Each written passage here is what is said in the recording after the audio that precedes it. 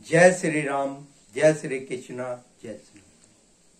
मैं अपने हजारों, लाखों, करोड़ों दर्शकों का अभिनंदन करता हूं, स्वागत करता हूं, धन्यवाद करता हूं और उनका शुक्रगुजार हूं। मैं चाहता हूं एस्ट्रोलॉजी और पामिस्ट्री को सरल से सरल तरीके से आपके सामने प्रस्तुत करें। दुनिया का हर आदमी एस्ट्रोलॉजी सीखे। मेरी आज का श्रृंखला है लगन और राशि के रिगार्डिंग। आज मैं 8वीं राशि वृश्चिक राशि, वृश्चिक लगन भले जातक कैसे होते हैं। कल से मैं एक कंफ्यूजन में था कि मैं इसको कैसे प्रस्तुत करूं। ये मेरा अपना लगन, मैं 64 साल का हूं। मैं आज बहुत कंफ्यूजन के बाद इस निष्कर्ष पे पहुंचा कि मैं क्यों ना अपनी बीती स्कॉर्पियो कैसे होती है। स्कॉर्पियो, हमारे ऋषियों मुनियों ने इसकी तुलना बिच्छू से की है। स्कॉर्पियो में बिच्छू शांतमय तरीके से अपने रास्ते पर चलने वाला होता है। ये तब ही किसी को डंक मारता है जब ये ज्यादा क्रोधित हो जाता है, अदरवाइज ये अपने रास्ते पर ही चलने वाला एक जीव है। सेंटिपीड, इसके कई नेत्र हैं, कई आंखों से दिखता है। इसका मतलब ऐसे जातकों की इंट्यूशंस, कल्पना शक्ति बहुत होती है। द्विवा स्वपन, डे ड्रीमर्स, तीव्र बुद्धिमान, कुशागर बुद्धिमान, डीप थिंकर, इंट्यूशंस, कल्पना शक्ति बहुत ज्यादा। और ये एक जलीय राशि है, वाटर साइंस। लोग अक्सर इन्हें फायरी साइंस समझते हैं, लेकिन ये वाटरी साइन है। इनमें कल्पना शक्ति है, इंट्यूशंस हैं। और ये राशि का स्वामी मंगल है। इस राशि का स्वामी मंगल है। ये मंगल से प्रभावित होते हैं। साहसी, पराक्रमी, निडर, बेबाक, अपनी बात कहने वाले। ये राशि स्थिर राशि है, कांस्टेंट रहना चाहते हैं, अपनी जगह पर ही रहना चाहते हैं। ज्यादा मूवमेंट, ज्यादा भ्रमण, ज्यादा दौड़ बस इन्हें पसंद नहीं है। इनकी जिंदगी 8th हाउस से शुरू होती है। 8th हाउस मृत्यु का घर है। आयु और मृत्यु का घर कौन सा है? 8th house. इनकी जिंदगी 8th हाउस से शुरू हुई है। 8th हाउस इनके लिए आदि है। जो अंत का घर है इनके लिए आदि है। 8th house dark side of the house of life, अंधेरा। 8th हाउस अंधेरा है। 8th हाउस क्या दर्शाता है? भ्रम, डर, अवसाद, हानि, दुर्घटना, ये सब 8th हाउस से जानना जाता है। इनका जन्म 8th हाउस लगन लेकर जे जातक पैदा हुए। इनके लिए 8th हाउस ट्रांसफॉर्मेशन का भी घर है। बदलाव को दर्शाता है। I change. वक्त के साथ साथ ऐसे जातक बदलते हैं। 8th हाउस सेक्स को इंडिकेट करता है। 8th हाउस ओकल्ट साइंस को इंडिकेट करता है। 8th हाउस अदर प्रॉपर्टीज को भी इंडिकेट करता है। मैं चाहता हूं मैं दुनिया के सारे लोगों को डिटेल से बताऊं क्या है इसमें। ये जातक बचपन में इनका बहुत संघर्ष करते हैं, बचपन में बहुत संघर्ष करते हैं, बावजूद इसके कि इनकी बुद्धि बहुत तेज है, लेकिन संघर्ष रहते हैं। फाइनेंशियल क्राइसिस, आर्थिक तंगी, पैसा इनकी जेब में नहीं रहता, पैसे की तंगी रहती है। क्या इनके भाई बहनों को भी पैसे की तंगी रहती है? मेरे से अक्सर सवाल पूछते हैं, बहुत सारे, बहुत कॉमन। क्या इनके भाइयों को पैसे की कमी रहती है? नहीं, ऐसा नहीं होता। इनके भाई अपनी जिंदगी जीने वाली होती है। कहीं ना कहीं इनके पिता को व्यापार में हानि होती है, व्यापार में हानि होती है। इनके मदर एक कुशल प्रबंधक होती है। वो अपनी मदर से प्रभावित होते हैं कि वो पैसे का कैसे मैनेज करें। मैं अपने आप बीती सुना रहा हूं। मेरे फादर के 4 सिस्टर थे, मेरी 4 बुआ थी।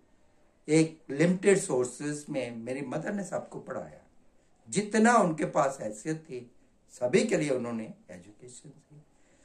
ये लोग बहुत कल्पनाशील, इमेजिनेशंस वाले होते हैं और प्रभावित होते हैं। पैसा खर्च नहीं सकते, पैसा खर्च नहीं सकते, बहुत जल्दी गुस्से में आ जाती है, बुद्धि अस्थिर होती है। ये नहीं समझ सकते कि सामने वाला इनको क्या कह रहा है। माइंड का बैलेंस खराब है, जल्दी क्रोधित हो जाते हैं, वो जल्दी रिएक्ट भी करते हैं। और लोग इनका उपहास उड़ाते हैं। जितनी इनके अंदर काबिलियत होती है उस हिसाब से ये आगे नहीं बढ़ पाते। इनकी एजुकेशंस प्राय अधूरी रह जाती है। मैं डॉक्टर ओम प्रकाश स्कॉर्पियो चाहता हूं कि दुनिया के कम से कम 10 ऐसे स्कॉर्पियो बच्चों की तलाश करूं, उनको मोटिवेट करूं, उनको एक्टिवेट करूं, उनके अंदर कॉन्फिडेंस भरूं। वो एक दिन इंटरनेशनल फेमस एक्टर बन सकते हैं, रिसर्चर बन सकते हैं, साइंटिस्ट बन सकते हैं, IAS ऑफिसर बन सकते हैं। उन्हें थोड़ी मोटिवेशन की जरूरत है। कोई ना कोई परिवार का कोई सदस्य हर वक्त उनको टोका टोकी करने वाला जरूर मिलेगा। हर बात पे दुआना, हर बात पर टोका टोकी करना, ये जातक अपने आप में खोए रहने वाले, ये लोग पागल नहीं हैं, ये लोग पागल नहीं हैं। मैं कई बार कई पंडित जी किसी को, ये स्कॉर्पियो वाला है, ये तो पागल है, ये पागल नहीं है। कोई आदमी इनके दिमाग का मुकाबला नहीं कर सकता। इनमें इतनी स्ट्रॉन्ग इंट्यूशन होती है, इतनी स्ट्रॉन्ग इंट्यूशन होती है, कहीं भी ना कर्क लगन वालों में, ना मीन लगन वालों में, वृश्चिक लगन, कितने जबरदस्त इनके अंदर इंट्यूशन होती है। ये पागल नहीं है, इन्हें मोटिवेशन की जरूरत है। बात करते हैं इनकी जवानी की। ये 25 साल के बाद इनकी जिंदगी में बदलाव आता है, बदलाव आता है। ये समझने लगती हैं दुनिया को, अपनी मेहनत से, अपनी हार्ड वर्किंग से ये अपना इतिहास लिखते हैं, इतिहास लिखते हैं, अपना काम शुरू करते हैं और कामयाब भी होते हैं। इनका भाग्योदय 30-31 साल के बाद होता है। ये बहुत ही केयरिंग होते हैं, बहुत ही केयरिंग। मैरिज लाइफ ये जातक स्ट्रेट फॉरवर्ड होते हैं, इनमें कोई भी डिप्लोमेसी नहीं। इनके पार्टनर को इन्हें पहचानना चाहिए, बहुत केयरिंग है, बहुत ईमानदार है, कैरेक्टरफुल है। चेक इनमें सेक्सुअल कामुकता बहुत ज्यादा है, लेकिन कैरेक्टरलेस नहीं है। कोई भी स्कॉर्पियो वाला 99.9% चरित्रहीन नहीं मिलेगा।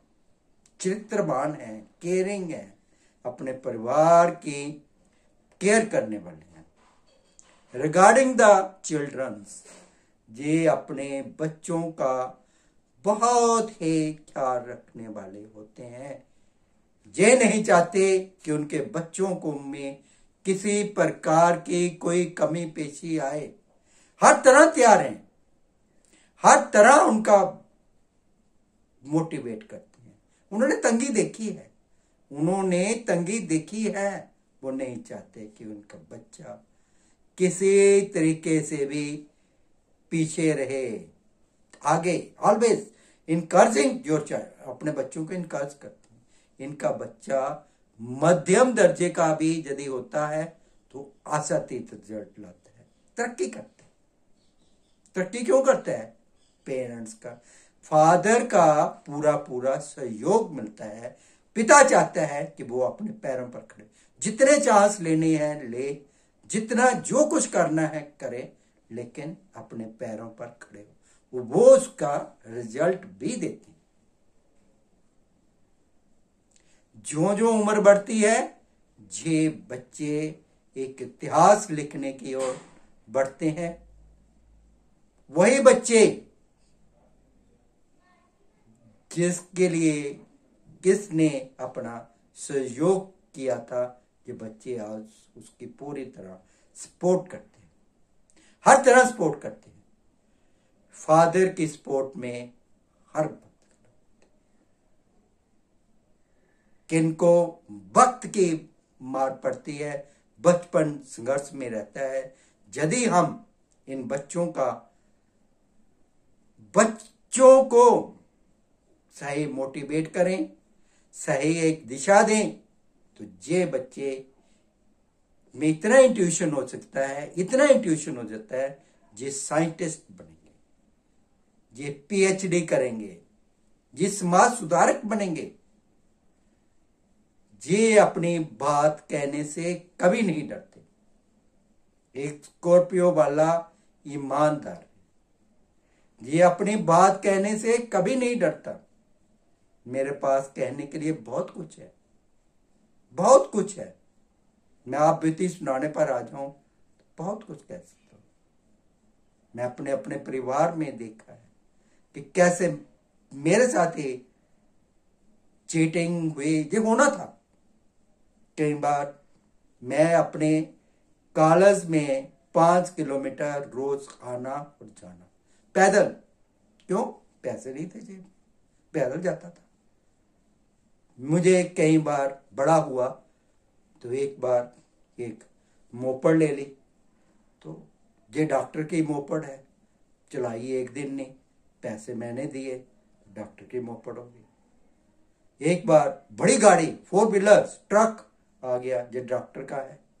डॉक्टर को उसका पता नहीं कब चली गई, डॉक्टर को पता नहीं। एक बार हमने एंसेस्ट्रल प्रॉपर्टी थी, हमने एक शॉप ली। उस शॉप में शायद 30-35 साल पहले की बात होगी, 9.25 लाख 8,75,000, उसमें 1,15,000 मेरी कंट्रीब्यूशन थी। जो प्लॉट था वो जितने घर के जेवर थे वो बेचे। उन जेवरों में भी मेरा कुछ नहीं था, उन प्लॉट्स में भी मेरा कुछ नहीं था, सब कुछ। तो मुझे 1,15,000 मैंने उसके दुकान दिया। बस 6 महीने बाद मुझे लगा कि ये सब कुछ गया, कुछ नहीं आएगा। मुझे कहने लगे ठीक है डॉक्टर, तेरे को 3 लाख रुपया देंगे 8 साल के बाद। ठीक है भाई, 3 लाख दे देना। तो ये हुआ कि ये कहानी है कि उसमें क्या 3 लाख की पौड़ियां, जो ऊपर वाला कोठा उसका 6.25 जितना भी था, ये एक आज भी मुझे ये कहा जाता है कि देखो जी, हमने तो इनको, अपने भाइयों को, इनके एजुकेशन से इनको खड़ा करने में बढ़ा दिया, तो हम तो रह गए ऐसे। ये आज भी सोच है। जब मेरी शादी हुई तो मेरे ससुर ने 20,000 रुपया कैश दिया और एक स्कूटर दिया। स्कूटर मैंने एक दिन नहीं चलाया। 20,000 रुपया किन्होंने कंज्यूम किया? इन्होंने। ये मुझे भूला नहीं है, लेकिन मैं भूलता हूं कि अपने परिवार में सुख।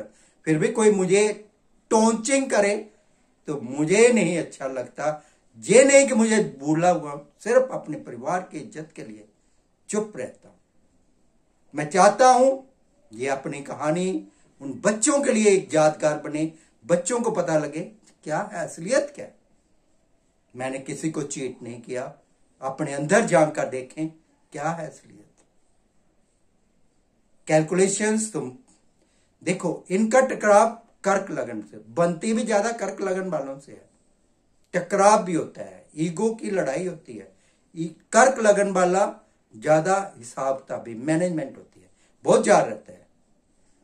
लेकिन वृश्चिक लगन वालों से गलती से भी पंगा मत लेना, मत पंगा लेना। वृश्चिक लगन जब अपनी हाई पर आता है तो किसी से नहीं डरता, किसी से डरता नहीं है, किसी से घबराता नहीं है, अपनी बात को साफ साफ कहने में यकीन रखता है। शायद ये परमात्मा से भी नहीं डरता, खुदा से भी नहीं डरता। ये अपने दुश्मन पर सीधा हमला नहीं करता, एक डिप्लोमेटिक तरीके से प्लान करता है, उस पर अपने शत्रु को पराजित करता है। ऐसे जातकों में क्या कमियां हैं? ये जातक किसी पर विश्वास नहीं करते, जल्दी गुस्सा हो जाते हैं, अपना आपा खो देते हैं, जल्दी घबरा जाते हैं, जल्दी घबरा जाते हैं, भरोसा किसी पर नहीं करते, खुद ही अपना एक लाइन्स खड़ी करना चाहते हैं, अस्थिर बुद्धि के होते हैं, थोड़े से चिड़चिड़े।